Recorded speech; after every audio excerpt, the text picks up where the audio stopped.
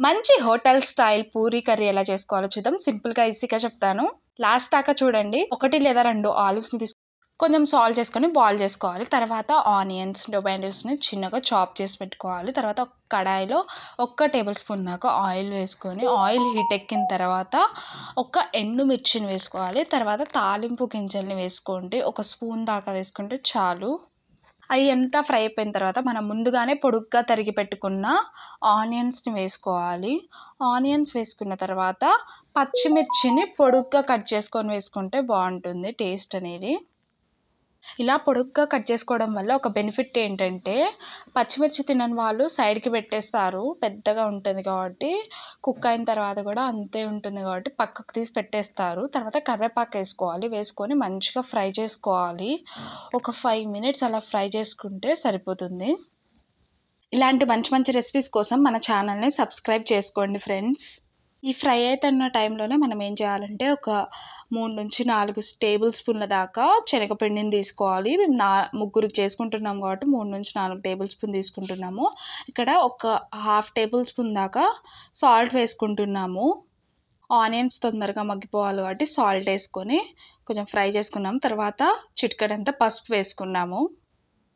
Puri curry అనేది yellow కలర్‌లో ఉంటుంది కాబట్టి ఫుడ్ కలర్ ఏమి యాడ్ చేసుకోకుండా పసుపు అయినా కూడా ఎక్కువ యాడ్ చేసుకోవచ్చు ఇష్టం ఉన్న వాళ్ళు. ఇవన్నీ వేసుకున్న తర్వాత మంచిగా కలుపుకుంటూ ఫ్రై చేసుకోవాలి. ఆనియన్స్ అనేవి మంచిగా ఫ్రై అవ్వాలి. ఇప్పుడు ఇందాక 3-4 టేబుల్ స్పూన్ దాకా శనగపిండిని తీసుకున్నాం కదండీ, దాంట్లో వాటర్ వేసుకుంటూ ఉండలు లేకుండా కలుపుకోవాలి. నీట్‌గా ఉండలు లేకుండా కలుపుకోవాలి. విస్కర్‌తో కలుపుకునే వాళ్ళు విస్కర్‌తో కూడా కలుపుకోవచ్చు. వాటర్ ఎక్కువైనా కూడా శనగపిండి వేసుకొని కవర్ చేసుకోవచ్చు. ఇప్పుడు మనం ఇందాకే బాయిల్ చేసి పెట్టుకున్న ఆలు ఉంది కదండీ, ఆనియన్స్ ఫ్రై అయిన వెంటనే ఆలూస్‌ని వేసుకోవాలి. మీకు ఇదంతా మధ్య మధ్యలో చేసుకోవడం కొంచెం కన్ఫ్యూజింగ్‌గా ఉందనిపిస్తే ఫస్టే మీరు శనగపిండిని ఉండలు లేకుండా కలిపి పెట్టుకొని, ఆలూని బాయిల్ చేసుకొని చేసుకుంటే సింపుల్‌గా అయిపోతుంది రెసిపీ. అంత కష్టమేం కాదు. ఈ వీడియోని ఒక 2-3 టైమ్స్ చూస్తే చాలా ఈజీగా చేసేస్తారు. ఈ ఆలూస్‌ని ఆనియన్ ఫ్రై చేసుకున్నాం కదండీ, దాంతో మంచిగా కలుపుకొని ఫ్లేవర్ అనేది మంచిగా పడుతుంది. చూసారు కదండీ, ఉండలు లేకుండా కలిపేసాము. ఇగోండి ఇలా డ్రాప్స్ లాగా పడాలి. ఆ కన్సిస్టెన్సీలో వచ్చేదాకా కలుపుకోవాలి మనమే. ఇది ఫ్రై అవుతూ ఉంటుంది ఆలోపు. ఒక 5 మినిట్స్ పాటు మంచిగా ఫ్రై అవ్వనివ్వాలి ఈ కర్రీని. ఒక 5 మినిట్స్ తర్వాత మనం ముందుగానే రెడీ చేసి పెట్టుకున్న శనగపిండి మిశ్రమం ఏదైతే ఉందో దాన్ని వేసుకోవాలి.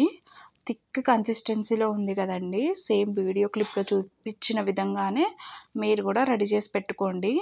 ఈ శనగపిండి మిశ్రమం కూడా మంచిగా ఉడకాలంటే ఒక గ్లాస్ దాకా వాటర్ పోసుకోవాలి. వాటర్ పోసుకొని మంచిగా ఉడికించుకోవాలి.